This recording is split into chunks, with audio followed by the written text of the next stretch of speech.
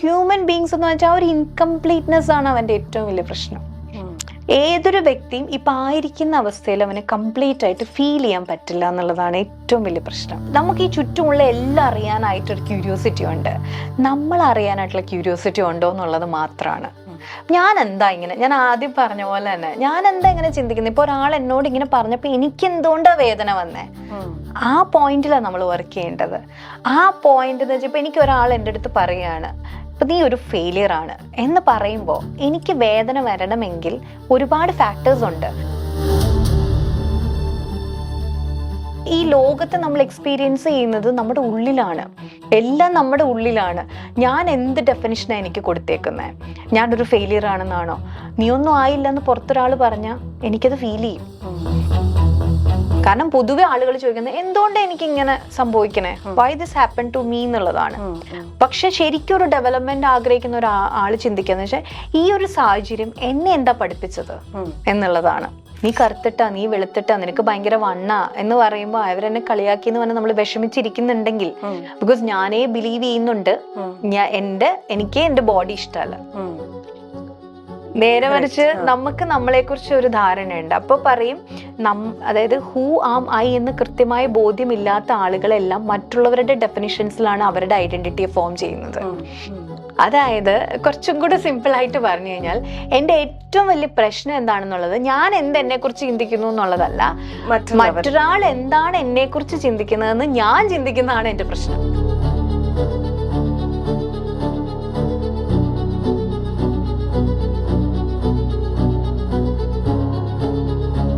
മാമിന് ഉണ്ടായ ഒരു വളരെ ഇൻട്രസ്റ്റിംഗ് ഒരു patient, of course with all confidentiality, ഒരു സ്റ്റോറി ഷെയർ ചെയ്യാൻ പറ്റുമോ ബാക്കിയുള്ളവർക്ക് ഇൻസ്പയറിംഗ് ആവുന്ന? അല്ല, ഇതിൻ്റെ അകത്ത് ഞാൻ നോക്കുമ്പോൾ എന്ന് വെച്ചാൽ ഇപ്പൊ പ്രശ്നങ്ങളെല്ലാം മനുഷ്യൻ ഒരുപോലെയാ. ഇപ്പോൾ ഏത് ലെവലിലുള്ള ആളുകൾക്കും പ്രശ്നങ്ങളൊക്കെ ഒരുമാതിരിപ്പെട്ട ആളുകൾക്കെല്ലാം. ഇപ്പൊ ഞാൻ പറയണതെന്ന് വെച്ചാൽ ഇപ്പൊ നമുക്ക് തോന്നുവാണ് ഒരു കാറ് മേടിക്കണം. അത് കുറെ നമ്മൾ കേട്ടിട്ടുണ്ട്. ഇപ്പൊ നടന്നു പോകുന്ന ആൾക്ക് ഒരു സൈക്കിൾ മേടിക്കാനായിരിക്കും ആഗ്രഹം, സൈക്കിളിൽ പോകുന്ന ആള് ബൈക്ക് പോകണ കാണുമ്പോൾ അത് മേടിക്കാനായിരിക്കും ആഗ്രഹം. ഇപ്പൊ ഈവൻ ഒത്തിരി ഇപ്പൊ നമ്മുടെ തൊട്ടടുത്തുള്ള ആള് നല്ല വണ്ടി മേടിച്ചു, ഈ കാറ് മേടിക്കണം നമുക്ക് ഭയങ്കര ആഗ്രഹമാണ്.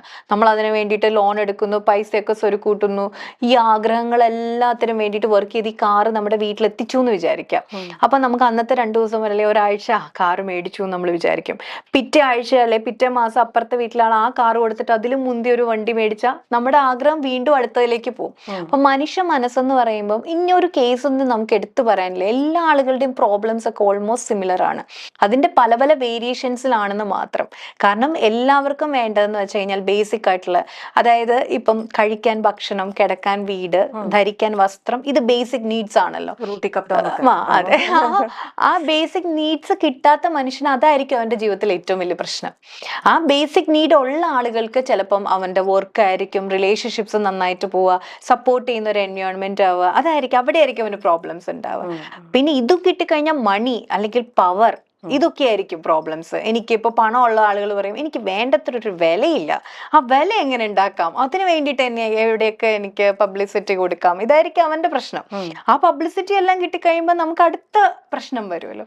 സോ ഹ്യൂമൻ ബീങ്സ് എന്ന് വെച്ചാൽ ഒരു ഇൻകംപ്ലീറ്റ്നെസ് ആണ് അവന്റെ ഏറ്റവും വലിയ പ്രശ്നം. ഏതൊരു വ്യക്തിയും ഇപ്പൊ ആയിരിക്കുന്ന അവസ്ഥയിൽ അവന് കംപ്ലീറ്റ് ആയിട്ട് ഫീൽ ചെയ്യാൻ പറ്റില്ല എന്നുള്ളതാണ് ഏറ്റവും വലിയ പ്രശ്നം. എക്സ്പെക്ടേഷൻസ് കൂടുന്നു എന്നുള്ളതാണ്. എക്സ്പെക്ടേഷൻ അല്ല, ഇപ്പൊ എന്റെ ചിന്ത എന്ന് വെച്ചാൽ ഇപ്പം അതായത് ഒരു 10th പഠിക്കുന്ന കുട്ടി വിചാരിക്കുകയാണ് ഈ 10th കഴിഞ്ഞാൽ എന്റെ ഈ പ്രശ്നമൊക്കെ വലിയ പ്രശ്നം തീർന്നു എന്ന്. പക്ഷെ അവൻ മനസ്സിലാക്കുന്നില്ല ഈ 10th കഴിഞ്ഞാൽ അവൻ അതിലും വലിയ പ്രശ്നത്തിലോട്ടാ പോകുന്നതെന്ന്. അല്ലൊരു കുട്ടി ഉണ്ടായി കഴിഞ്ഞാൽ കുട്ടി ഉണ്ടായി, വളർത്തുക എന്നുള്ളത് അടുത്ത സ്ട്രഗിള് എന്ന് പറഞ്ഞാൽ ഈ ഓരോ സ്റ്റേജ് കഴിയുമ്പോൾ നമ്മളിപ്പോ ഓരോ സ്റ്റെപ്പിലേക്ക് എത്തുമ്പോൾ നമ്മുടെ റെസ്പോൺസിബിലിറ്റി കൂടും. ഇപ്പൊ ഞാൻ പറയുന്നത് വെച്ചാൽ കല്യാണം നടക്കാത്ത ആളുകൾക്ക് ഒരു കൂട്ടില്ല എന്നുള്ളതാണ് പ്രശ്നം. കൂട്ടുള്ളവർക്ക് ഈ കൂട്ടിൽ നിൽക്കുന്നതാണ് പ്രശ്നം. അപ്പൊ ഞാൻ പറയുന്നത് വെച്ചാൽ മനുഷ്യ മനസ്സെന്ന് പറയുന്നത് ഉള്ളതിൽ തൃപ്തിപ്പെടാൻ പറ്റാത്തത് തന്നെയാണ് ഒരു മനുഷ്യനെ സംബന്ധിച്ച് ഏറ്റവും വലിയ പ്രശ്നം. തൃപ്തിപ്പെടുക എന്നുള്ളതിലല്ല, അതിനെ അംഗീകരിക്കാനും സ്നേഹിക്കാനും ഇപ്പൊ ആയിരിക്കുന്ന അവസ്ഥയിൽ ഒരു കംപ്ലീറ്റ്നെസ് ഫീൽ ചെയ്യുകയും അറ്റ് ദ സെയിം ടൈം അടുത്ത ലെവലിലേക്ക് ഗ്രോ ചെയ്യാനായിട്ടുള്ള സ്റ്റെപ്പ് എടുക്കാനും പറ്റണം. ആ ഒരു പ്രോസസ്സിൽ നിൽക്കുമ്പോൾ ഉണ്ടല്ലോ, അതൊരു പ്രത്യേക സുഖമാണ്. ഇപ്പൊ ഞാൻ എൻ്റെ ലൈഫാണ് ഏറ്റവും കൂടുതൽ ഫോക്കസ് ചെയ്യുന്നത് വിചാരിക്കുക. ഇപ്പൊ ഞാൻ എൻ്റെ കൂടെയുള്ള കൊളീഗ്സിലേക്ക് നോക്കുന്നു, അല്ലെങ്കിൽ മറ്റുള്ള ആളുകളിലേക്ക് നോക്കുന്നു, അവരുടെ ലൈഫിന്റെ അച്ചീവ്മെന്റ്സിലേക്ക് നോക്കുന്നു. അങ്ങനെയാണെങ്കിൽ എൻ്റെ ലൈഫിൽ ഞാൻ എന്ത് നേടിയാലും എനിക്ക് ഹാപ്പി ആയിട്ടിരിക്കാൻ പറ്റില്ല. ഈവൻ നമ്മൾ ഇപ്പൊ സോഷ്യൽ മീഡിയ തന്നെയാണെങ്കിലും നമ്മളിപ്പോ ഒരു കാര്യം പോസ്റ്റ് ചെയ്തു. അപ്പൊ ചിലപ്പോൾ നമുക്ക് തോന്നും നമ്മുടെ പോസ്റ്റ് നല്ലതാണ്, പക്ഷെ അതിന് വേണ്ടത്ര ലൈക്ക് കിട്ടിയില്ല എന്ന് വിചാരിക്കുക. ഈ ലൈക്ക് പോലും നമ്മൾ എത്ര നല്ല കാര്യം പോസ്റ്റ് ചെയ്താൽ പോലും നമുക്ക് അതിന് വേണ്ട ഒരു ഈ പറഞ്ഞ ഒരു അപ്രിസിയേഷൻ അല്ലെങ്കിൽ വാലിഡേഷൻ കിട്ടിയില്ലെന്ന് പറഞ്ഞാൽ നമ്മൾ അവിടെ ഡൗൺ ആയി. ഞാനൊരു ഫെയിലിയർ ആണെന്ന് നമ്മളോട് പറഞ്ഞുകൊണ്ടേയിരിക്കും. നമ്മൾ എത്ര ലെവലിലുള്ള ആളുകളും, അതല്ലേ എത്ര ലെവലുള്ള ആളുകളും സൂയിസൈഡ് ചെയ്യാനുള്ള കാരണം എന്താ? ഏതെങ്കിലും ഒരു പോയിന്റ് അവർക്ക് പറ്റാതെ തന്നെ ഒരിത്, ആ ഒരു പൂർണ്ണത തേടിയാണ് മനുഷ്യൻ ഇതെല്ലാം ചെയ്യുന്നത്. പക്ഷെ ആ പൂർണ്ണത നമ്മുടെ ഉള്ളിലുണ്ട്. ആ പൂർണ്ണതയിലേക്ക് നമ്മളൊന്ന് കണക്റ്റഡ് ആയാൽ മതി. ഇത് കണക്റ്റഡ് ആവുക എന്ന് വെച്ചാൽ ഒരു മനുഷ്യന് അപ്രാപ്യമായിട്ടുള്ള ഒരു കാര്യമൊന്നും അല്ല കേട്ടോ, അല്ലെങ്കിൽ ഒരു ലെവലിലേക്ക് എത്തിയാൽ മാത്രമല്ല, അതൊരു കുഞ്ഞു കുട്ടിക്ക് പോലും സാധിക്കുമെന്നുള്ളതാണ് സത്യം. അല്ലെ, നമ്മൾ ഓർക്കൂലേ ഇത്രയും അറിവ് വന്ന് ഇതുപോലെ ഇത്രയും കാര്യങ്ങളിലേക്കൊക്കെ എത്തിയാലാണ് ഞാൻ ആ ഒരു ലെവലിലേക്ക് അങ്ങനെയൊക്കെ. പക്ഷെ അത് അത്രയും വലിയ കാര്യങ്ങളൊന്നും ഇല്ല. അത് നമ്മൾ ജനിക്കുമ്പോഴേ നമ്മുടെ ഉള്ളിലുണ്ട്, നമ്മളുടെ ജീവിതത്തിലും നമ്മുടെ ഉള്ളിലുണ്ട്. ഇപ്പൊ ഞാൻ പറയണെന്ന് വെച്ചാൽ ഒരാള് മരണശേഷം ഞാൻ പറയണെന്ന് വെച്ചാൽ അത് എന്തോന്ന് നമ്മൾ ഇന്ന് ഡിറ്റാച്ച്ഡ് ആവുന്നുണ്ടല്ലോ, ആ ഒരു ഊർജം നമ്മുടെ ശരീരത്തിലേക്ക് വന്നപ്പോൾ നമുക്ക് ജീവൻ ഉണ്ടായി. അത് നമ്മളിൽ നിന്ന് പോകുമ്പോൾ അത് വെറും ശരീരമായി മാറി. അപ്പൊ അത് നമ്മുടെ ഉള്ളിൽ എല്ലായ്പ്പോഴും ഉണ്ട്, ആ ഒരു പൂർണ്ണത. നമ്മളിപ്പോ ഒരു വയസ്സുള്ള കുട്ടിക്ക് ആ ഒരു വയസ്സിൽ ആ കുട്ടിക്ക് വേണ്ട പൂർണ്ണതയിലാണ് അത് ജീവിക്കുന്നത്. ഇപ്പം ഏത് ഏജിലുള്ള ആളുകൾക്കും ആ പ്രായത്തിൽ അവർക്ക് വേണ്ട സംഭവങ്ങൾ അവർക്ക് ഉണ്ടാവും. ആ ഏജിൽ നിൽക്കുമ്പോൾ ഇപ്പൊ ഒരു വയസ്സുള്ള കുട്ടി വലിയൊരു ബിസിനസ് അല്ല, ഒരു വയസ്സുള്ള കുട്ടി അല്ല, ഇപ്പൊ നമ്മളൊരു 10 വയസ്സുള്ള കുട്ടി വലിയൊരു പണക്കാരനാവുന്ന സ്വപ്നം കണ്ടു കഴിഞ്ഞാൽ ചിലപ്പോൾ അവനൊരു രാത്രി പോലും സ്വപ്നം കാണണ്ടെന്നല്ല കേട്ടാ ഞാൻ പറയുന്നത്, പീസ്ഫുള്ളി ഉറങ്ങാൻ പറ്റില്ല. ആ ഒരു ലാസ്റ്റ് പീസ് എന്താണ്? എല്ലാവരുടെയും ലാസ്റ്റ് പീസ് എന്ന് വെച്ചാൽ സന്തോഷം, സമാധാനമായിട്ടിരിക്കണം. അവരവർക്ക് ആഗ്രഹമുള്ള കാര്യങ്ങളെ ആസ്വദിക്കാൻ പറ്റണം, അല്ലെ? പിന്നെ നേടാം ചെറിയ ആഗ്രഹങ്ങൾ ഉണ്ടാവും, അതൊക്കെ നമുക്ക് നേടണം എന്ന് ആഗ്രഹം ഉണ്ടാവും. ഇതൊക്കെയാണ് ബേസിക് ആയിട്ടുള്ള സാധനങ്ങൾ. അതിന് വേണ്ടിയിട്ടുള്ള ആക്ഷൻ എടുക്കണം. അറ്റ് ദ സെയിം ടൈം ഇപ്പൊ ഉള്ളതായിട്ടുള്ള അവസ്ഥയിലെ നമ്മൾ കംപ്ലീറ്റ് ആണെന്നുള്ളൊരു ബോധ്യം ഉണ്ടാവണം. അപ്പൊ ചില ആളുകളുടെ ബ്ലൂമിങ് ഇച്ചിരി ലേറ്റ് ആയിട്ടായിരിക്കും. ചിലർ 60കളിലാണ് അവരുടെ നല്ല കാലഘട്ടം വരാം, ചിലർക്ക് 18കളിൽ വരും, ചിലർക്ക് 20കളിൽ വരും. അപ്പൊ ഒരാൾ 20ൽ അങ്ങ് വലിയ മിടുക്കനായി എന്ന് വിചാരിച്ച് ഈ 60ൽ വളരേണ്ട ഒരാളുണ്ട്, അയാൾ അതിലേക്ക് നോക്കിയിരുന്ന അയാളുടെ ലൈഫ് ഫെയിലിയർ ആയിട്ട് തോന്നും. അപ്പൊ എപ്പോഴാണ് നമ്മുടെ റൈറ്റ് ടൈം എന്ന് നമുക്ക് അങ്ങനെ പറയാൻ പറ്റില്ല. പക്ഷെ വേണ്ട ആഗ്രഹങ്ങൾ എന്താണെന്നുള്ള പൂർണ്ണമായ ക്ലാരിറ്റി ഉണ്ടാവുക, അതിലേക്ക് വേണ്ടിയിട്ടുള്ള നിരന്തര പരിശ്രമം ഉണ്ടാവുക, ആക്ഷൻ എടുക്കണമല്ലോ. അതിന് വേണ്ടിയിട്ട് നമ്മുടെ ശരീരവും മനസ്സും ആത്മാവും ഒരേ രീതിയിൽ പ്രവർത്തിക്കുക.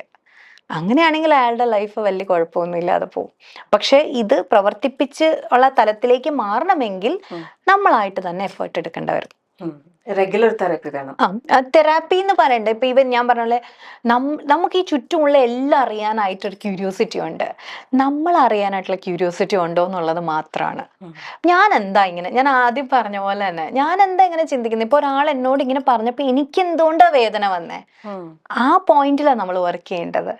ആ പോയിന്റ് എന്ന് വെച്ചാൽ ഇപ്പൊ എനിക്ക് ഒരാൾ എൻ്റെ അടുത്ത് പറയാണ്, ഇപ്പൊ നീ ഒരു ഫെയിലിയർ ആണ് എന്ന് പറയുമ്പോൾ എനിക്ക് വേദന വരണമെങ്കിൽ ഒരുപാട് ഫാക്ടേഴ്സ് ഉണ്ട്.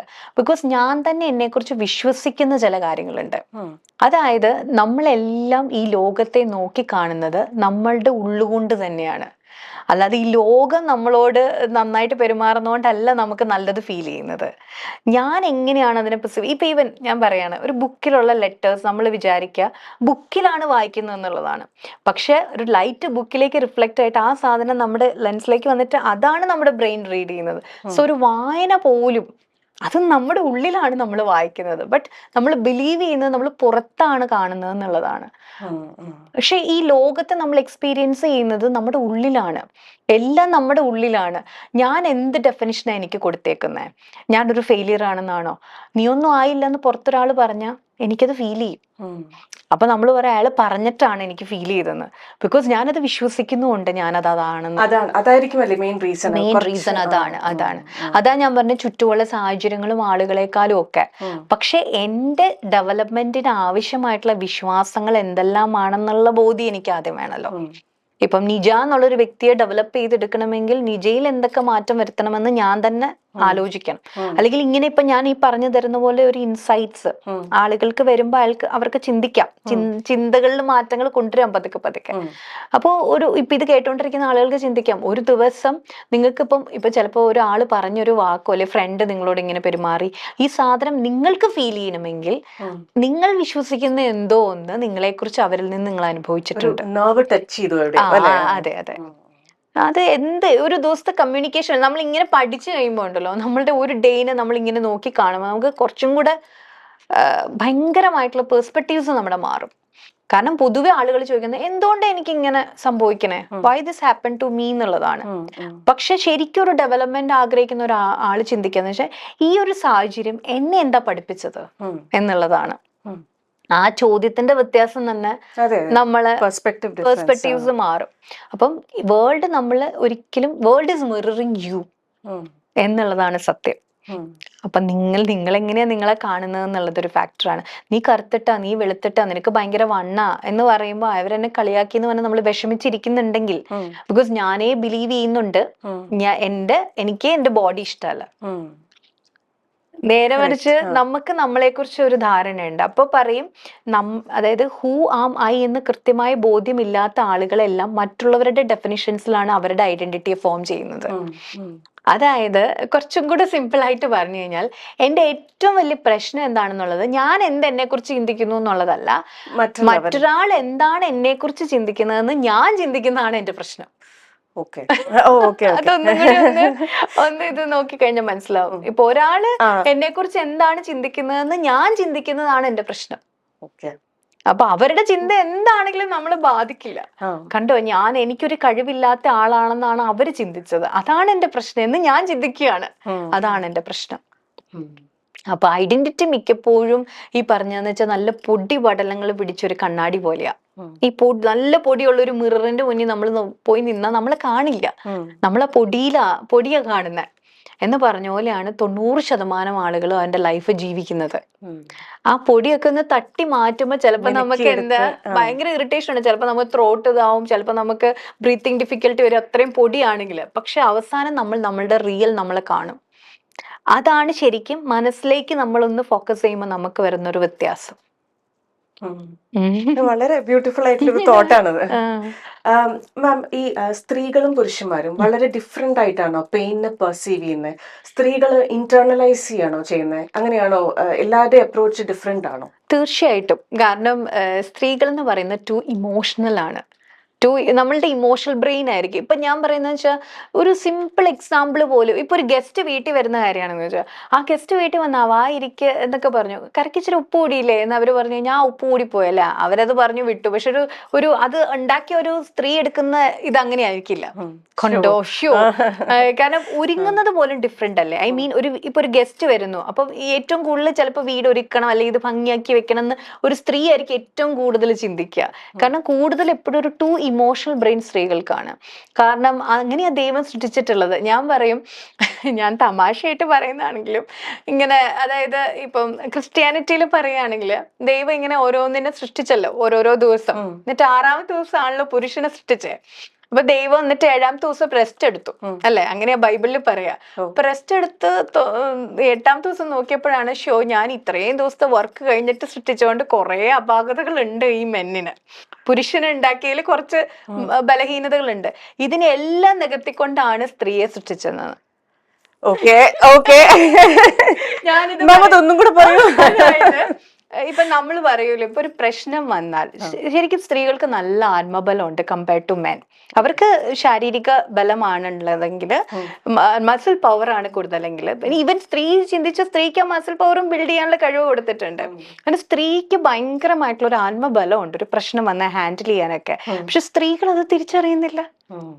സ്ത്രീയായി ജനിക്കുന്ന ഒരു പരിമിതിയാണെന്ന് പറഞ്ഞിട്ട് ഇരിക്കുകയാണ്.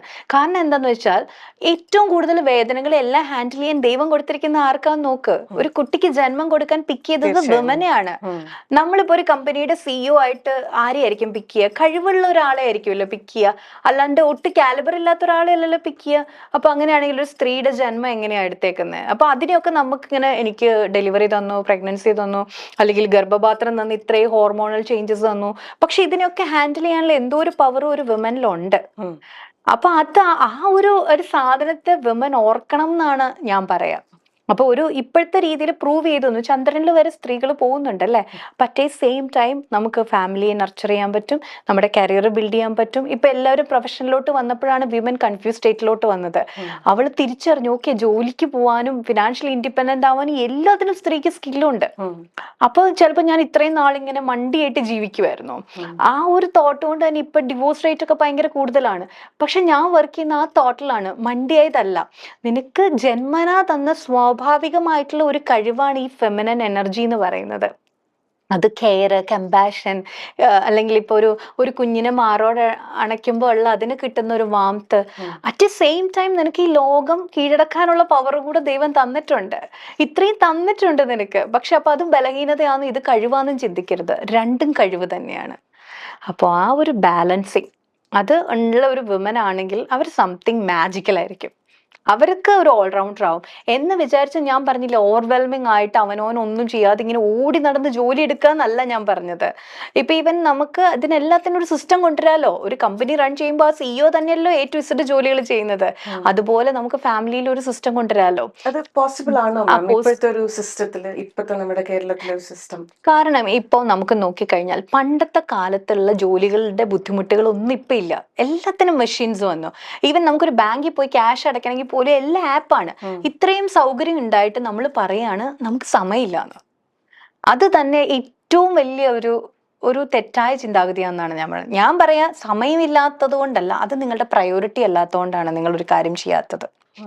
ഇപ്പൊ ഈവൻ നമ്മുടെ ഒരു മീ ടൈം എനിക്ക് സമയമില്ലാന്ന് ഞാൻ പറയുന്നെങ്കിൽ എന്റെ മീ ടൈം ഞാൻ പ്രയോറിറ്റൈസ് ചെയ്യുന്നില്ല. ഞാൻ പ്രയോറിറ്റൈസ് ചെയ്യുന്ന എന്ത് കാര്യത്തിനും എനിക്ക് സമയം ഉണ്ടാവും.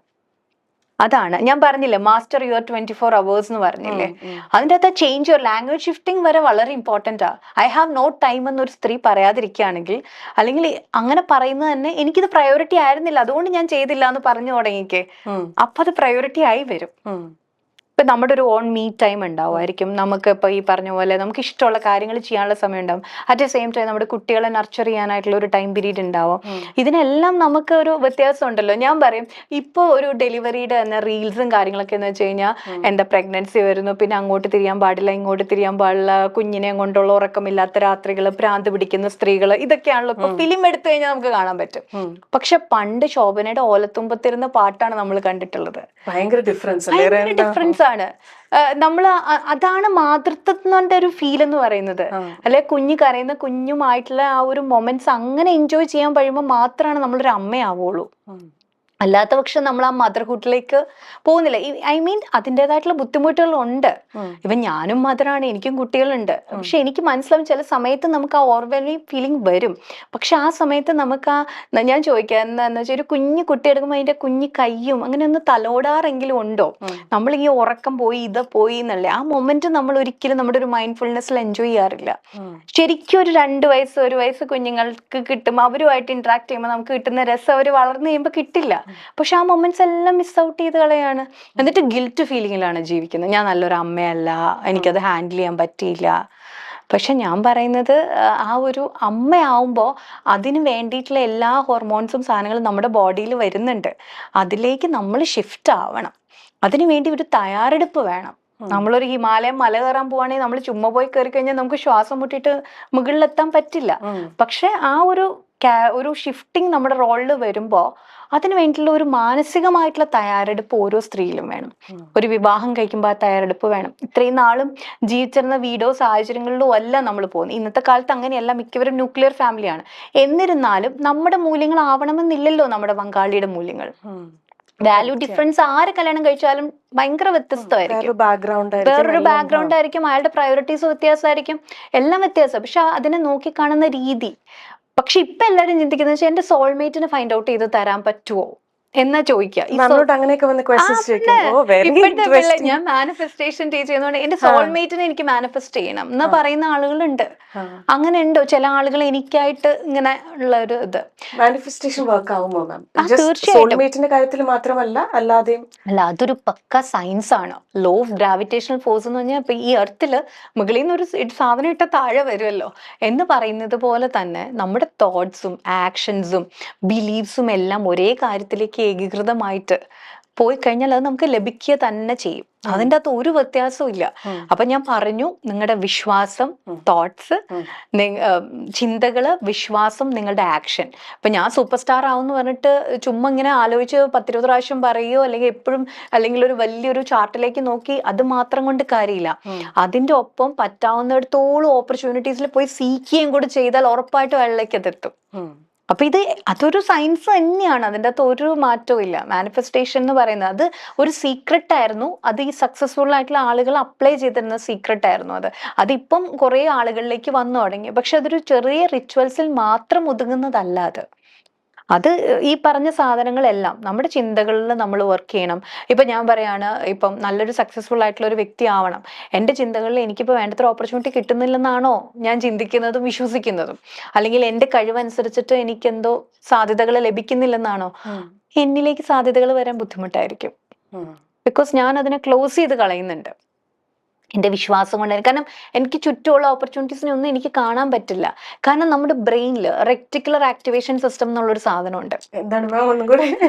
റെക്ടിക്കുലർ ആക്ടിവേഷൻ സിസ്റ്റം എന്ന് പറയുന്നത്, അതായത് ഇപ്പൊ ഞാൻ എന്തിനാണോ തിരയുന്നത് അതിനെ മാത്രമേ എനിക്ക് കാണാൻ സാധിക്കുള്ളൂ. അതായത് for example red car theory എന്നൊക്കെ പറഞ്ഞ് പലരും പറഞ്ഞു കേട്ടിട്ടുണ്ട്. ഞാനിപ്പോ ചോദിക്കണം, ദർശൻ ഇങ്ങ് വന്നപ്പോ എത്ര റെഡ് കാർ കണ്ടു എന്ന് ചോദിച്ചു കഴിഞ്ഞാൽ പറയും ഞാൻ ശ്രദ്ധിച്ചില്ല എന്നായിരിക്കും പറയാം. ഇനിയിപ്പൊ ഞാൻ തിരിച്ചു പോകുമ്പോ ഞാൻ പറയാണ്, ഇന്റർവ്യൂ കഴിഞ്ഞ് തിരിച്ചു പോകുന്ന വഴിക്ക് റോട്ടിൽ എത്ര റെഡ് കാർ കണ്ടു, ഓരോ റെഡ് കാറിന് ഞാൻ 500 റുപ്പീസ് വെച്ച് തരും എന്ന് വിചാരിച്ചാൽ കറക്റ്റായിട്ട് എണ്ണീട്ട് പറയും ഞാൻ പോകുന്ന വഴിക്ക് ഇത്ര റെഡ് കാർ കണ്ടു എന്ന് പറയും അല്ലേ. അത് കഴിഞ്ഞപ്പോൾ അത് പറയുന്ന സമയത്ത് ഞാൻ ദർശനയുടെ അടുത്ത് ചോദിക്കുവാണ്, അങ്ങനെയാണെങ്കിൽ എത്ര വൈറ്റും ബ്ലാക്ക് കാറും ഉണ്ടായിരുന്നു എന്ന് ചോദിച്ചാൽ അത് ഞാൻ ശ്രദ്ധിച്ചില്ല എന്ന് പറയും. ബിക്കോസ് ആ ഫോക്കസ് ചെയ്യുന്നത് ആ റെഡ് കാറിൽ മാത്രമാണ്. So what you want in your life എന്നുള്ള കാര്യത്തിന് ക്ലാരിറ്റി ഉണ്ടെങ്കിൽ നമ്മുടെ ഫോക്കസും 100% എനർജി അതിൽ മാത്രമായിരിക്കും. അപ്പൊ റെഡ് കാർഡിൽ മാത്രം നമ്മൾ ഫോക്കസ് ചെയ്യണം. അതിന്റെ ചുറ്റും ചിലപ്പോൾ ബ്ലാക്ക് പോകുന്നുണ്ടാവും, ഓട്ടോറിക്ഷ പോകുന്നുണ്ടാവും, ലോറി പോകുന്നു, ഇതൊന്നും നമ്മളെ ബാധിക്കുന്നില്ല. അതാണ് ഈ ഫോക്കസ് ചെയ്യുമ്പോഴും ക്ലാരിറ്റി നമ്മുടെ ലൈഫിൽ ഉണ്ടാവുന്ന വ്യത്യാസം. അങ്ങനെ ഫോക്കസ്ഡ് ആയിട്ട് വർക്ക് ചെയ്യുന്ന ഒരാൾക്ക് ഉറപ്പായിട്ടുള്ള അയാൾ ആഗ്രഹിക്കുന്ന എന്ത് നേടാൻ പറ്റും. അതിന് അയാളുടെ എനർജി ഉണ്ട്. അപ്പൊ റെഡ് കാറിനെ തന്നെ തിരയായിരിക്കും. അതാ ബ്രെയിൻ എന്താണോ തിരയേണ്ടത്. ഗൂഗിളിന്റെ സെർച്ച് എഞ്ചിൻ പോലെയാ, എന്ത് ക്വസ്റ്റ്യൻ കൊടുത്ത പുള്ളി അതിൽ തന്നെ ഇരുന്നോളും. നമ്മളെ തന്നെ പ്രോഗ്രാം ചെയ്യാണ് ഒരു കാര്യം. അതെ, തീർച്ചയായിട്ടും ഇതാണ് എനിക്ക് വേണ്ടത്. അതിനായിട്ട് എന്റെ ചിന്തകളെയും പ്രവൃത്തികളെയും വിശ്വാസങ്ങളെയും ഞാൻ റീട്രെയിൻ ചെയ്യാണ്. അപ്പൊ അത് ആ അലൈൻമെന്റ് ആയി കഴിഞ്ഞാൽ നമുക്ക് ഉറപ്പായിട്ടും അത് വർക്കാവും. അപ്പോൾ ഈ പറഞ്ഞ കോച്ചിങ്ങിലൊക്കെ നമ്മൾ ആ ഒരു അലൈൻമെന്റിനാണ് ആളുകളെ ഹെൽപ്പ് ചെയ്യുന്നത്. മറ്റുള്ള ഡിസ്ട്രാക്ഷൻസിൽ നിന്നെല്ലാം ഇതിലേക്ക് കൊണ്ടുവന്ന് അയാൾക്ക് എന്താണ് അയാളുടെ ലൈഫിൽ വേണ്ടതെന്നൊരു ക്ലാരിറ്റി ഉണ്ടാക്കി അതിന് വേണ്ടിയിട്ട് ഇന്റൻഷൻസ് സെറ്റ് ചെയ്ത് അതിലേക്ക് അയാളെ കൊണ്ടുവരിക എന്നുള്ളത് ചെയ്യാം. എന്തെങ്കിലും ഒരു എക്സാമ്പിൾ ഷെയർ ചെയ്യാൻ പറ്റുമോ മാം? മാമിന്റെ ഏതെങ്കിലും ഒരു പേഷ്യന്റിന്റെ മാനിഫെസ്റ്റ് ചെയ്ത് അച്ചീവ് ചെയ്ത്? അല്ല, ഒരുപാട് ക്ലയൻസ് ഉണ്ട്. ഇപ്പൊ ഈവൻ റിലേഷൻഷിപ്പിൽ തന്നെ, റിലേഷൻഷിപ്പിൽ ഈ പറഞ്ഞ സോൾമേറ്റ് എന്നല്ല, പക്ഷെ എന്നാലും നമുക്കിപ്പം എങ്ങനത്തെ വാല്യൂസ് ഉള്ള ആളുകളെ നമുക്ക് വേണ്ടേ. ഇപ്പൊ ചിലര് പറയും ഇപ്പൊ കാണാൻ ബ്യൂട്ടി വെച്ചിട്ട് പറയും, അല്ലെങ്കിൽ ചിലര് പറയും ജോലി, അല്ലെങ്കിൽ ഫിനാൻഷ്യലി സ്റ്റെബിലിറ്റി, ഇതെല്ലാം പറയും. അല്ലെങ്കിൽ എന്നെ മനസ്സിലാക്കണം, എന്നെ സ്നേഹിക്കണം, എന്നെ കരുതണം എന്നൊക്കെ പറയുമല്ലോ. അപ്പൊ ഞാൻ പറയണെന്ന് വെച്ചാൽ ഇപ്പം അതിൻ്റെ അകത്ത് അതിനെക്കുറിച്ച് പറയുമ്പോൾ കുറച്ച് ഡൗട്ട്സ് ചിലപ്പോൾ ഞാൻ ഈ പറയുന്നതിൽ ആളുകൾക്ക് തോന്നാൻ സാധ്യതയുണ്ട്. കാരണം ഞാൻ ഉദ്ദേശിച്ചത് എന്താന്ന് വെച്ച് കഴിഞ്ഞാൽ നമ്മൾ ശരിക്കും എന്താ നമുക്ക് വേണ്ടത്. ഇപ്പൊ ശരിക്കും പറഞ്ഞാൽ ഇമോഷണലി അവൈലബിൾ ആയിട്ടുള്ള ഒരു പാർട്ട്ണറെ ആണ് വേണ്ടതെങ്കിൽ നമ്മൾ അത് തന്നെ വിചാരിക്കണല്ലോ. ഇവൻ എനിക്ക് ഇപ്പൊ സ്നേഹം തരണം അല്ലെങ്കിൽ ഇങ്ങനെ ആവണം എന്ന് പറഞ്ഞിട്ട് നമ്മളൊരു വേഗമായിട്ട് പറഞ്ഞിട്ട് കാര്യമില്ല. എന്ത് കാര്യമാണെങ്കിലും ഇമോഷണലി അവൈലബിൾ ആയിട്ടുള്ള ഒരു പാർട്ട്ണറെ വേണമെങ്കിൽ ആദ്യം ഞാൻ എപ്പോഴും ഇമോഷണലി അവൈലബിൾ ആയിട്ടുള്ള ഒരു വ്യക്തി ആവാൻ എനിക്ക് പറ്റുമോ എന്നുള്ളത് നോക്കണം. അപ്പൊ ഈവൻ റിലേഷൻഷിപ്പിന്റെ കാര്യത്തിൽ പറയുകയാണെങ്കിൽ ഫസ്റ്റ് ഓഫ് ഓൾ നമുക്കൊരു റിലേഷൻഷിപ്പ് കിട്ടിയിട്ടല്ല എനിക്ക് ആ റിലേഷൻഷിപ്പ് ഉണ്ടെന്നുള്ളൊരു വിശ്വാസം വരേണ്ടത്. അത് കിട്ടുന്നതിന് മുന്നേ ഞാൻ ആ റിലേഷൻഷിപ്പിന് അർഹയാന്നുള്ളൊരു ബോധ്യം എനിക്ക് ആദ്യം ഉണ്ടാവണം. പലപ്പോഴും നമ്മളുടെ കുറവുകൾ ഫില്ല് ചെയ്യാനായിട്ടുള്ള ഒരു പാർട്ട്ണറെ നമ്മൾ സീക്ക് ചെയ്യാറ്, കോംപ്ലിമെന്റ് ചെയ്യാനായിട്ട്. ഇപ്പം നമുക്ക് ഡ്രൈവ് ചെയ്യാൻ ഇഷ്ടമാണ്, പക്ഷെ എനിക്ക് ഡ്രൈവിംഗ് അറിയില്ല, പക്ഷെ നല്ല ഡ്രൈവിംഗ് അറിയാവുന്ന ഒരാൾ വന്നു കഴിഞ്ഞാൽ ഞങ്ങൾക്ക് ഒത്തിരി ട്രാവൽ ചെയ്യാം. അങ്ങനെ നമ്മൾ പറയും. അപ്പൊ നമ്മളിൽ ഇല്ലാത്ത സാധനങ്ങൾ, അപ്പൊ നമ്മളൊരു നീഡി ആയിട്ട് തന്നെയാണ് നമ്മൾ റിലേഷൻഷിപ്പിനെ പോയി അപ്രോച്ച് ചെയ്യുന്നത്. പക്ഷെ ഞാൻ പറഞ്ഞ വെച്ചാൽ വൺസ് നമ്മളിൽ കംപ്ലീറ്റ് ആയിരിക്കുന്ന അവസ്ഥയിൽ നമ്മുടെ പാർട്ണറും കൂടെ വന്നാൽ നമുക്ക് ആ ജേർണി കുറച്ചും കൂടെ ബ്യൂട്ടിഫുൾ ആവുന്ന ഒരു സ്റ്റേറ്റിലേക്ക് നമ്മൾ ഷിഫ്റ്റ് ചെയ്തിട്ട് വേണം ആക്ച്വലി നമ്മൾ ഒരു റിലേഷൻഷിപ്പിലേക്ക് പോലും പോവാനായിട്ട്. നമ്മൾ ഇമോഷണലി സൗണ്ട് ആയിരിക്കണം ഫസ്റ്റ്. ഫസ്റ്റ് തീർച്ചയായിട്ടും. അത് ഇപ്പം ഞാൻ ഭയങ്കര ഒരു ആൻഷ്യസ് സ്റ്റൈൽ അറ്റാച്ച്മെന്റ് ഉള്ള ഒരാളാണ്. എന്റെ ആൻഷ്യസിനെ എപ്പോഴും പാമ്പർ ചെയ്യുന്ന ഒരു പാർട്ണർ അപ്പുറം വേണം എന്ന് പറഞ്ഞാൽ അത് ആദ്യത്തെ കുറച്ച് നാളൊക്കെ പാമ്പർ ചെയ്യുമായിരിക്കും, പിന്നീട് അത് കിട്ടണം എന്നില്ല. അപ്പൊ ഞാൻ പറയുകയാണെങ്കിൽ എന്റെ റിലേഷൻഷിപ്പ് ഫെയിലിയർ ആന്ന് പറയുന്നതിൽ അർത്ഥമില്ല. നേരെ മറിച്ച് ഞാൻ ആൻഷ്യസ് അറ്റാച്ച്മെന്റിൽ നിന്ന് ഒരു സെക്യൂറിലേക്ക് ഷിഫ്റ്റ് ആവണം ആദ്യം. ഇപ്പം എപ്പോഴും കോള് വന്നില്ലെങ്കിലും ഒരു മെസ്സേജ് അയച്ചില്ലെങ്കിലും അങ്ങ് വിട്ടുപോകുന്ന റിലേഷൻഷിപ്പ് അല്ല എന്നുള്ള ഒരു ബോധ്യം എനിക്ക് വേണമല്ലോ. അതൊരു സെക്യൂർ അറ്റാച്ച്മെന്റ് ഉള്ളവർക്കേ പറ്റുള്ളൂ, അല്ലെങ്കിൽ ഒരു സ്പേസ് കൊടുക്കാൻ പറ്റുള്ളൂ. ആൻഷ്യസ് ഉള്ളവര് എന്താ പ്രശ്നം, നമുക്ക് ഇപ്പൊ തീർക്കാം, ഇപ്പൊ പറ, എങ്ങനെയായിരിക്കും, എന്താ വരാതിരുന്നെ, എന്താ എന്നെ വിളിക്കാതിരുന്നെ, നമ്മളിങ്ങനെ ഭയങ്കര ആൻഷ്യസ് ആയിരിക്കും. ചിലര് അറ്റാച്ച്മെന്റ് സ്റ്റൈൽ തന്നെ ഡിഫറെന്റ് ടൈപ്സ് ഉണ്ട്. അപ്പൊ ഞാൻ ഒരു കാര്യം എക്സാമ്പിൾ പറഞ്ഞത്, ഇപ്പൊ ഈ പറഞ്ഞ മാനിഫെസ്റ്റേഷന്റെ സക്സസിന്റെ കാര്യം പറയുവാണെങ്കിൽ മിക്കവാറും ബിസിനസ്സുകാര് അപ്പൊ അവർക്കൊരു അടുത്തൊരു ലെവൽ ഓഫ് ഡെവലപ്മെന്റ് വേണം. ഈവൻ അവർക്കൊരു അപ്പൊ ആദ്യം എന്ത് ഡെവലപ്മെന്റാ വേണ്ടേന്നുള്ളതിൽ ഒരു ക്ലാരിറ്റി കൊണ്ടുവരും. അത് കഴിഞ്ഞിട്ട് അത് എവിടെയാ വേണ്ടേന്നുള്ളൊരു ക്ലാരിറ്റി കൊണ്ടുവരും. പിന്നെ നമ്മൾ അവരെ അതിൽ തിരയിപ്പിക്കും. അങ്ങനെ സ്ഥാപനങ്ങളെ ഒരുപാട് ഔട്ട്ലെറ്റ്സുകളൊക്കെ സ്റ്റാർട്ട് ചെയ്തിട്ടുള്ള ഒത്തിരി പേരുണ്ട്. അങ്ങനെ അപ്പൊ ഇപ്പൊ ഈ പറയാണ്, ഇപ്പൊ ഒരു സിറ്റിയിൽ ഇപ്പൊ എറണാകുളത്ത് ഇന്ന ഏരിയയിൽ എനിക്കൊരു സ്ഥാപനം കൊണ്ടുവരണം എന്ന് പറഞ്ഞു കഴിഞ്ഞാൽ ആദ്യം നമ്മൾ ആ ഏരിയയിലേക്ക് ഫോക്കസ്ഡ് ആയി. പിന്നെ ഞാൻ അവരെ വണ്ടി എടുത്തിട്ടൊക്കെ വിടാറുണ്ട്, പോയി ലൊക്കേഷൻ നോക്ക്, എവിടെയെങ്കിലും ഒരു ലൊക്കേഷൻ കിട്ടുമോ നോക്ക്. ചിലപ്പോൾ കയ്യിൽ പൈസ ഒന്നും അപ്പൊ ചിന്തിക്കുന്നുണ്ടാവില്ല, ബട്ട് ദേ ടേക്ക് ആക്ഷൻ. അപ്പൊ തോന്നുന്നു ഈ ലൊക്കേഷൻ കൊള്ളാൽ, ഇവിടെ എന്റെ സ്ഥാപനം വന്നാൽ നന്നായിരിക്കും എന്നൊരു ചിന്ത വരികയാണ്. പിന്നെ നമ്മളത് റെഗുലർലി ആഗ്രഹിക്കുകയാണ്. അപ്പൊ നമ്മൾ ചോദിക്കണം ഈ സ്ഥലം സെയിലിനുള്ളതാണോ? അപ്പൊ അവര് പറയാണ് ആരെങ്കിലും സെയിലിന് ഇട്ടേക്കാണ്. ഓക്കെ, എനിക്ക് അവരുടെ നമ്പർ തരും. ഇങ്ങനെ വന്നിട്ട് അവിടെ സ്ഥാപനം തുടങ്ങിയ ആളുകളുണ്ട്. അപ്പൊ അവരാണ് ഈ അവരെ വിൽക്കുന്നില്ല എന്ന് ആദ്യം പറയുന്ന സ്ഥലങ്ങൾ പോലും പിന്നീട് വിറ്റ് ഇവർക്ക് എമൗണ്ട് അപ്പൊ റെഡിയായി വരെയും. അപ്പൊ ഈ ആഗ്രഹവും പരിശ്രമവും ഇതെല്ലാം കൂടെ ഒന്നിച്ചു വരുമ്പോൾ ഒരുപാട് ഡിഫറൻസ് ബിസിനസ്സിലാണെങ്കിലും ഇതിലൊക്കെ കൊണ്ടുവരാൻ പറ്റും. പലപ്പോഴും നമുക്ക് സിസ്റ്റംസ് ഒക്കെ ഉണ്ടാക്കാൻ ഈ ക്ലാരിറ്റി വരുമ്പോൾ എവിടെയൊക്കെയാ നമ്മുടെ ലൂപ്പ് ഹോൾസ് എന്ന് കണ്ടെത്താൻ പറ്റും ചെയ്യുമ്പോ. അതെന്ന് വെച്ചാൽ ഇപ്പൊ ഞാൻ പറയാം, ഇപ്പൊ സച്ചിൻ നല്ലൊരു ക്രിക്കറ്റ് പ്ലെയർ അല്ലാത്തതുകൊണ്ടല്ലോ ആൾക്കൊരു കോച്ച് ഉള്ളത്. ആൾക്ക് പോലും കണ്ടെത്താൻ പറ്റാത്ത ചില എന്താ പറയാ ബ്ലൈൻഡ് സ്പോട്സ് ഉണ്ടല്ലോ, നമുക്ക് പോലും നമ്മളിൽ കണ്ടെത്താൻ പറ്റാത്ത. ചിലപ്പോൾ ഇതൊരു കോച്ചിന് ഫൈൻഡ് ഔട്ട് ചെയ്യാൻ പറ്റിയെന്ന് വരും. അവിടെയൊക്കെയാണ് നമുക്കൊരു മെന്ററിന്റെ സപ്പോർട്ട് ആവശ്യം വരിക. മാം ഭയങ്കരമായിട്ട് എൻജോയ് ചെയ്യുന്ന ഒരു കാര്യമാണല്ലോ, അത് കാണാൻ പറ്റുന്നുണ്ട് മാമിന്റെ യു റേഡിയേറ്റിംഗ് ആക്ച്വലി പറയുമ്പോൾ. മാം CBT ഇപ്പൊ എല്ലാവരും ഡിസ്കസ് ചെയ്യുന്നതാണ്, കോഗ്നിറ്റീവ് ബിഹേവിയറൽ തെറാപ്പി. ഇപ്പം CBT എങ്ങനെയാണ് ഇപ്പോഴത്തെ ഒരു അവസ്ഥയിൽ കുട്ടികൾക്ക് ADHD ഉണ്ട്, സ്ത്രീകൾക്കും ഒരുപാട് ADHD മാത്രമല്ല വർക്ക് ലൈഫ് ബാലൻസ് ഒക്കെ, ഈ സമയങ്ങളിലൊക്കെ എങ്ങനെയാണ് CBT ഹെൽപ്ഫുൾ ആവുന്നത്? CBT ഹെൽപ്ഫുൾ ആണോ ആദ്യം? തീർച്ചയായിട്ടും. CBT എന്ന് പറഞ്ഞാൽ കോഗ്നിറ്റീവ് ബിഹേവിയർ തെറാപ്പി. അതായത് നമുക്കിപ്പോൾ ഒരു സിറ്റുവേഷൻ വരുമ്പോൾ നമ്മുടെ ബ്രെയിൻ തരുന്നത് ഒരു ഓട്ടോമാറ്റിക് തോട്ടാണ് അല്ലെ. ഇപ്പൊ ഞാൻ ഇവിടെ ഒരു പാമ്പിനെ കണ്ടു, അപ്പൊ എനിക്ക് പെട്ടെന്ന് വരുന്ന ഇമോഷൻ ഒരു ഭയമാണ്. ആ ഭയം എന്നുള്ളൊരു ഇമോഷൻ എനിക്ക് വരാനായിട്ടുള്ള ഒരു കാര്യം, പാമ്പ് വിഷമുള്ള ജീവിയാണ്, അതെന്നെ കുത്തും എന്നുള്ളൊരു ചിന്തയും കൂടെ അതിന്റെ ഇടയിൽ വന്നിട്ടാണ് ആ ഇമോഷൻ എനിക്ക് വരുന്നത് അല്ലെ. നേരെ മറിച്ച് ഇവിടെ ഒരു വടി ഉണ്ടെന്ന് വിചാരിക്കുക. അപ്പോ ഒരു പാമ്പിനെ കണ്ടു കഴിഞ്ഞാൽ എനിക്ക് വരുന്നതെന്ന് വെച്ചാൽ ആ വടിയെടുത്ത് വേഗം തല്ലിക്കൊല്ലണം എന്നുള്ളതായിരിക്കും എന്നെ പ്രൊട്ടക്ട് ചെയ്യാനായിട്ട്. അപ്പോൾ വരുന്ന എന്റെ ഇമോഷൻ എന്ന് പറഞ്ഞൊരു കറേജിന്റെ ആയിരിക്കും അല്ലെ. അപ്പൊ ഈ തോട്ട്സ് നമ്മുടെ ഇമോഷൻസിനെ ഒത്തിരി എഫക്ട് ചെയ്യുന്നുണ്ട്. ഇപ്പൊ ഒരു സിറ്റുവേഷൻ വരുമ്പോൾ നമ്മുടെ ബ്രെയിൻ നമുക്ക് ഇത്രയും നാളത്തെ എക്സ്പീരിയൻസ് വെച്ചിട്ടുള്ള തോട്ട്സ് ആണ് നമുക്ക് തരിക. അതായത് ഇപ്പൊ ഒരാളെ കാണാൻ പോകുമ്പോൾ അയാളെ പണ്ട് കണ്ടിരുന്നു, അയാൾ എന്നോട് അങ്ങനെയാണ് സംസാരിച്ചത്, ഇന്നും അയാൾ തന്നെ സംസാരിക്കുള്ളൂ. അപ്പൊ നമ്മുടെ എനർജി എല്ലാം അതായിരിക്കും. വരെ എക്സ്പെക്ട് ചെയ്യുന്നുണ്ട് പല കാര്യങ്ങളും. അതായത് ഒരു ലൈഫിൽ അനുസരിച്ചിട്ടുള്ള ഒരുപാട് സിനാരിയോസ് ഉണ്ടാവുന്നുണ്ടല്ലോ. അപ്പൊ ഇതെല്ലാം ബ്രെയിൻ എന്ത് ചെയ്യുന്ന വെച്ചാൽ മെമ്മറി ആയിട്ട് ഓരോ ഫോൾഡർ ആയിട്ട് സേവ് ചെയ്തിട്ടുണ്ട്. അപ്പൊ മുൻകാല എക്സ്പീരിയൻസ് വെച്ചിട്ട് ഉള്ളൊരു ഓട്ടോമാറ്റിക് തോട്ട് നമ്മുടെ ജീവിതത്തിൽ എല്ലാ കാര്യത്തിനും ബ്രെയിൻ തരുന്നുണ്ട്.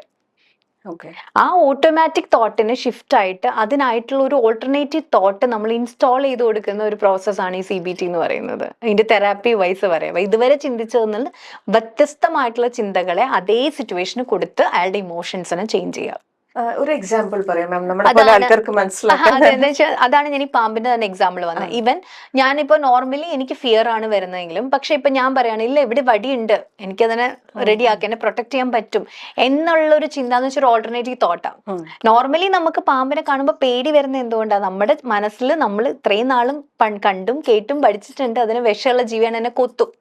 ആ ചിന്ത ഉള്ളത് കൊണ്ടാണ് എനിക്ക് പേടി വന്നത്. അതാണ് എൻ്റെ ഓട്ടോമാറ്റിക് തോട്ട്. പക്ഷെ ഓൾട്ടർനേറ്റീവ് തോട്ട് എന്ന് പറഞ്ഞാൽ ഇല്ല, നിങ്ങൾക്ക് ഇവിടെ വടി ഉണ്ടല്ലോ, നിങ്ങൾക്ക് അതിനെടുത്ത് ഇത് ചെയ്താൽ പോരെ എന്നാണെങ്കിൽ നമുക്ക് കുറച്ചും കൂടെ എന്താ പറയാ ഒരു കറേജ് ആയിരിക്കും വരെ. പക്ഷെ ആ സെക്കൻഡ് തോട്ട് എങ്ങനെയാണ് നമ്മൾ ഓൾട്ടർനേറ്റ് ചെയ്തത്? ലൈക്ക് ഓൾട്ടർനേറ്റ് ചെയ്തെന്ന് വെച്ച് കഴിഞ്ഞാൽ ഇപ്പം സിനാരിയോയിൽ ചിലപ്പോൾ വടി ഇതൊന്നും ഉണ്ടാവില്ല. പക്ഷെ ഇപ്പൊ ഇവൻ പറഞ്ഞാൽ നമുക്ക് ഇപ്പൊ നമ്മളെ തന്നെ ഒന്ന് പ്രോഗ്രാം ചെയ്യാന്ന് വിചാരിച്ചു. അതായത് എന്നെ പ്രൊട്ടക്ട് ചെയ്യാനായിട്ട് ഇവിടെ എന്തെങ്കിലും സാധനങ്ങൾ ഉണ്ടോ എന്നുള്ളതിലേക്കാണ് ഞാൻ ആദ്യം എന്റെ ഫോക്കസ് കൊണ്ടുപോകേണ്ടത്. അല്ലാതെ എനിക്ക് വരുന്ന ത്രെട്ടിലേക്കല്ല എന്നുള്ള ആ ഒരു സാധനം ഉണ്ടല്ലോ, അതിൽ തന്നെ നമ്മുടെ ഇമോഷൻസിനെ ഷിഫ്റ്റ് ചെയ്യാൻ പറ്റും. ഈവൻ നമുക്ക് പലപ്പോഴും ഈ പറഞ്ഞ പോലെ ഇപ്പം ഞാൻ പറഞ്ഞില്ലേ നമ്മുടെ ബിലീഫ് അനുസരിച്ച് എല്ലാം നമുക്കൊരു ഓട്ടോമാറ്റിക് ആയിട്ടുള്ള കുറെ കാര്യങ്ങൾ നമ്മുടെ ചിന്തകളുണ്ട്. ഇപ്പൊ ഒരാളെ കാണുമ്പോൾ അയാൾ ഇതായിരിക്കും പറയാൻ പോവുക, അല്ലെങ്കിൽ അവരെന്നെ എങ്ങനെയാ കാണുക, ഇങ്ങനെ കുറെ ഇതുണ്ട്. അതിൽ നിന്ന് മാറ്റി നമ്മളുടെ ഡെവലപ്മെന്റിന് പാകത്തിനുള്ള ചിന്തകൾ ഒരേ സിറ്റുവേഷനിലേക്ക് കൊടുക്കുക. അത് എന്നാന്ന് വെച്ചാൽ സിനാരിയോസ് വെച്ച് പറയണം. ഇപ്പൊ ഒരു കുട്ടി പറയാണ്, ഇപ്പം ഒരു കുട്ടിക്ക് പരീക്ഷയ്ക്ക് തോറ്റു, എക്സാംസ് പരീക്ഷയ്ക്ക് ഫെയിലായ സമയത്ത് ഞാനൊരു ഫെയിലിയർ ആണെന്ന് വേണമെങ്കിൽ ചിന്തിച്ച ആ കുട്ടിക്ക് ഓട്ടോമാറ്റിക് തോട്ട് ആയിട്ട് ഇരിക്കാം. നേരെ മറിച്ച് ഇതൊരു ഫെയിലിയർ അല്ല, ഓക്കെ എനിക്ക് എവിടെയൊക്കെയാണ് ഫോൾട്ട് എന്നുള്ളത് ഞാൻ മനസ്സിലാക്കി നെക്സ്റ്റ് ടൈം ഞാൻ ഇമ്പ്രൂവ് ആവും എന്ന് പറഞ്ഞാൽ അതിന്റെ ഇമോഷൻസ് മാറും. പക്ഷെ കുട്ടി ആ തോട്ട് റീപ്ലേസ് ചെയ്യുന്നത് അത് നമ്മൾ പ്രാക്ടീസിലൂടെ തന്നെയാണ് പറ്റുള്ളൂ. റെഗുലർലി നമുക്ക് വരുന്ന ഓട്ടോമാറ്റിക് തോട്ട്സ് തന്നെ നമുക്ക് വരുള്ളൂ. അതിലേക്ക് നമ്മൾ ന്യൂ തോട്ടിനെ ഇൻസ്റ്റാൾ ചെയ്ത് കൊടുത്ത് അത് ബൈ പ്രാക്ടീസ് ആണ് നമ്മളിലേക്ക് ആ തോട്ടിലേക്ക് ഷിഫ്റ്റ് ആവുള്ളൂ. അതിന്റെ ആ തെറാപ്പി ചെയ്യുമ്പോൾ ഡിഫറെന്റ് ലെയേഴ്സ് ഉണ്ട്. അങ്ങനെയാണ് പറയാ. അത് എൻറ്റയർ ആയിട്ട് പറയാന്ന് വെച്ചാൽ അത് വലിയൊരു പ്രോസസ്സാണ്. പക്ഷെ ഈ പറഞ്ഞ പോലെ സിമ്പിൾ ആയിട്ട് പറഞ്ഞാൽ നമുക്ക് ബ്രെയിനിൽ വരുന്ന ഒരു ഓട്ടോമാറ്റിക് ആയിട്ടുള്ള തോട്ട്സ് ആണ് നമുക്ക് നോർമലി വരിക ഓരോ സിറ്റുവേഷനിലും. പക്ഷെ അതിനെ മാറ്റി നമുക്ക് നമ്മുടെ ഡെവലപ്മെന്റിന് പാകത്തിനുള്ള ഒരു ഓൾട്ടർനേറ്റീവ് തോട്ടിനെ കൊടുത്ത് അതിനെ ഇൻസ്റ്റാൾ ചെയ്യിപ്പിച്ചു. മെയിൻ ആയിട്ട് പറഞ്ഞാൽ കമ്പ്യൂട്ടറിൽ ഒരു പുതിയ പ്രോഗ്രാം ഇൻസ്റ്റാൾ ചെയ്തെടുക്കുക. ഇതുവരെ പോയതിനേക്കാളും നല്ലൊരു അപ്ഡേറ്റഡ് വേർഷൻ നമുക്ക് കുറച്ചും കൂടെ നന്നായിട്ട് റൺ ചെയ്യാൻ പറ്റുന്ന രീതിയിൽ അങ്ങനെ പറ്റും. കാരണം ബ്രെയിനിന് ന്യൂറോപ്ലാസ്റ്റിസിറ്റി എന്ന് പറഞ്ഞിട്ടുള്ള ഒരു ഇതുണ്ട്, സ്റ്റേറ്റ് ഉണ്ട്. അതായത് ബ്രെയിൻ എന്ന് പറയുന്നത് സിമെന്റ് പോലെ ഉറച്ചതല്ല, ഇറ്റ്സ് ലൈക്ക് എ ക്ലേ. എങ്ങനെ വേണമെങ്കിലും മോൾഡ് ചെയ്യാം. അപ്പൊ നേരത്തെ ഇത്രയും നാൾ ഞാൻ ഈ ഒരു പേഴ്സണാലിറ്റി ആയിരുന്നു, എനിക്കൊന്ന് ചേഞ്ച് ചെയ്യണമെന്നുണ്ടെങ്കിൽ ആ മോൾഡിങ്ങിനുള്ളൊരു സാധ്യതയുണ്ട് നമ്മുടെ ബ്രെയിനിന്. അത് തിരിച്ചറിയുക എന്നുള്ളതാണ്. അതിനാണ് ഇങ്ങനത്തെ എല്ലാ തെറാപ്പീസും നമ്മൾ യൂസ് ചെയ്യുന്നത്. ഇമോഷണൽ സ്ട്രെങ്ത് എങ്ങനെയാ ബിൽഡ് ചെയ്യാം മാം? ടിപ്സ് തരുമോ നമ്മുടെ വ്യൂവേഴ്സിന്? ഇമോഷണൽ സ്ട്രെങ്ത് എന്ന് പറഞ്ഞാൽ ഞാൻ പറഞ്ഞല്ലോ, ഇപ്പം ആദ്യം തന്നെ അവയർനെസ് ആണ് വേണ്ടത്. നമ്മൾ ഏത് സിറ്റുവേഷനിലാണ് തന്നെ അക്സെപ്റ്റ് ചെയ്യുക, ആൻഡ് കറന്റ് സിറ്റുവേഷൻ അക്സെപ്റ്റ് ചെയ്യാം. then അതുപോലെ തന്നെ നമുക്ക് ഇപ്പൊ ഈ പറഞ്ഞ പോലെ അക്സെപ്റ്റ് ചെയ്ത് കഴിഞ്ഞാൽ ലേൺ ന്യൂ തിങ്സ്. നമുക്കിപ്പം ആയിരിക്കുന്ന സ്റ്റേറ്റിൽ നിന്ന് ഒരു ഡിസൈഡ് സ്റ്റേറ്റിലേക്ക് ഷിഫ്റ്റ് ചെയ്യാനായിട്ടുള്ള സാധനങ്ങളെ നമ്മൾ പഠിക്കാനായിട്ട് തുടങ്ങുക. അതിനായിട്ടുള്ള ഒരു മൈൻഡ് സെറ്റ് ഉണ്ടാക്കുക. പിന്നെ അതുപോലെ തന്നെ ബൗണ്ടറീസ് സെറ്റ് ചെയ്യുക. പിന്നെ ഈ കൺസ്യൂം ചെയ്യുന്ന ഡേറ്റാസ് അത് വളരെ ഇമ്പോർട്ടൻ്റ് ആണ്. ഇമോഷണൽ സ്ട്രെങ്ത് എന്ന് പറഞ്ഞാൽ നമ്മളിപ്പോ ഡെയിലി കൺസ്യൂം ചെയ്യുന്ന, ഇപ്പൊ ഒരാൾ റിലേഷൻഷിപ്പ് ഫെയിലിയറാ, നമ്മുടെ അൽഗോരിതം നമ്മളെക്കാൾ നന്നായിട്ട് ഇൻസ്റ്റഗ്രാമിന് അറിയാം, അപ്പൊ അല്ലെങ്കിൽ സോഷ്യൽ മീഡിയക്ക് അറിയാം. നമ്മൾ ഏതെങ്കിലും ഇപ്പം ഹെൽത്തിൽ ഒന്ന് ശ്രദ്ധിക്കണം നോക്കുമ്പോൾ ഫുൾ നമ്മള് എക്സസൈസും ഡയറ്റും ആയിരിക്കും കയറി വരിക. എന്നുള്ളത് കാരണം ഇപ്പൊ ഈവൻ നമുക്കറിയാം മൊബൈൽ ഡേറ്റ എപ്പോഴും ഓൺ ആണ്. നമ്മൾ ഈ പറയുന്ന എല്ലാ സാധനങ്ങളും ഇവർക്ക് അത് ചെയ്യാൻ പറ്റും. അതുകൊണ്ടാണല്ലോ നമ്മൾ ഇവിടെ പറയുന്ന ഒരു കാര്യം അവിടെ കിട്ടുന്നത്. അപ്പോ ശരിക്കും നമ്മൾ ഒട്ടും സേഫ് അല്ല ഈ പറഞ്ഞ ഫോണില്, പക്ഷെ ആൾക്കാർ ജീവിക്കുന്നതേ അതിലാണ്. അപ്പൊ ഈ പറഞ്ഞ പോലെ ആ ഒരു സാധനം ഉണ്ട്. അപ്പോൾ അങ്ങനെ വരുമ്പോ ഇപ്പൊ ഡിപ്രഷൻ അല്ലെങ്കിൽ ഈ പറയും റിലേഷൻഷിപ്പ് ഫെയിലിയർ ഫുള്ള് ഈ പറഞ്ഞ പോലെ ചീറ്റ് ചെയ്തതും ഡിവോഴ്സ് കാര്യങ്ങളും ഹസ്ബൻഡ് കൊള്ളില്ല ടോക്സിക് അത് ഇത് തന്നെയായിരിക്കും നമ്മുടെ ഫീഡ് ആയിട്ട് വരിക. അപ്പോൾ ഇങ്ങനെ പറയുമ്പോഴത്തേക്കും what you consume every day എന്നുള്ളതിലൊരു അവയർനെസ് ഉണ്ടാക്കാം. അപ്പോൾ ഈ പറഞ്ഞ 24 ഈ ഫാസ്റ്റിംഗ് എടുക്കില്ലേ, നമ്മൾ ഫുഡിൽ ഫാസ്റ്റിംഗ് എടുക്കുന്ന പോലെ തന്നെ നമ്മൾ ഈ ഡേറ്റയിൽ തന്നെ ഫാസ്റ്റിംഗ് എടുക്കണം. അത് ഭയങ്കരമായിട്ട് നമ്മുടെ ഇമോഷണൽ സ്ട്രെങ്ത് ഇംപ്രൂവ് ചെയ്യാനായിട്ട് നോ യുവർ ഇമോഷൻസും അല്ലെങ്കിൽ മാനേജ്മെന്റ് പഠിക്കുക എന്നുള്ളതാണ് നമ്മൾ ഏറ്റവും കൂടുതൽ ചെയ്യേണ്ടത്. മാനേജ്മെന്റിന് തന്നെ പല ടെക്നിക്സ് ഉണ്ട്. മാനേജ്മെന്റിന് പല ടെക്നിക്സിൽ പറഞ്ഞതാണ് ഇപ്പൊ ഈ പറഞ്ഞ പോലെ മൈൻഡ്ഫുൾനെസ് പ്രാക്ടീസ് ചെയ്യുക, അല്ലെങ്കിൽ ഇപ്പൊ ഈ പറഞ്ഞ പോലെ എന്താ പറയുക ജേർണലിംഗ് ചെയ്യുക, ഇപ്പൊ ഈ പറഞ്ഞ പോലെ ബ്രീതിങ്, അങ്ങനെ പല പല ടെക്നിക്സ് ഉണ്ട്. അത് നമുക്ക് ഏതാണ് സ്യൂട്ട് ആയിട്ടുള്ളത് അത് നമ്മൾ ചെയ്യുക. ഇല്ലെങ്കിൽ നമ്മളൊരു മെന്റൽ ഹെൽത്ത് സപ്പോർട്ട് പോയി എടുക്കുക, അല്ലെങ്കിൽ നമുക്ക് ഏറ്റവും കൂടുതൽ ട്രസ്റ്റ് ഉള്ള ആളുകളുടെ അടുത്ത് നമ്മൾ കമ്മ്യൂണിക്കേറ്റ് ചെയ്യുക. ഇതൊക്കെ നമുക്കൊരു മെന്റൽ റിലാക്സേഷന് വേണ്ടിയിട്ട് ഹെൽപ്പ് ചെയ്യുന്ന ഒന്നാണ്. പിന്നെ ഈ പറഞ്ഞ പോലെ മൂവ് യുവർ ബോഡി, അത് ഭയങ്കരമായിട്ട്.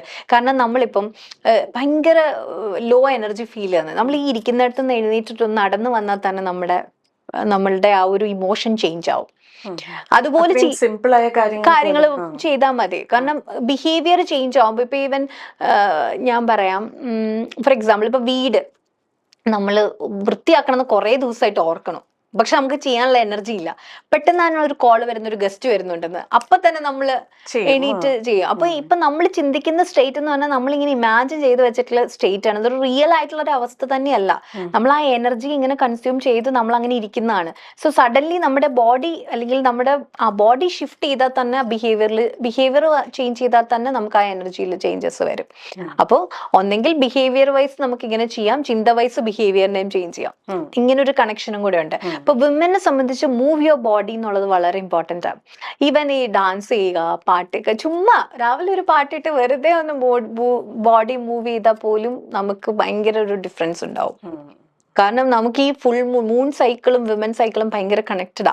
ഇപ്പൊ ചില ദിവസം ഫുൾ മൂൺ ആയിരിക്കും, ചിലപ്പോൾ ഹാഫേ ഉണ്ടാവുള്ളൂ, ചിലപ്പോൾ നേരിയ രീതിയിലായിരിക്കും നമ്മൾ കാണുകയുള്ളൂ. എന്ന് പറഞ്ഞ പോലെ നമുക്ക് ഈ ബോഡിയിൽ വരുന്ന ഹോർമോൺ ചേഞ്ചസ് അനുസരിച്ച് നമ്മുടെ മൂഡും എനർജിയും ഒക്കെ മാറിക്കൊണ്ടിരിക്കും.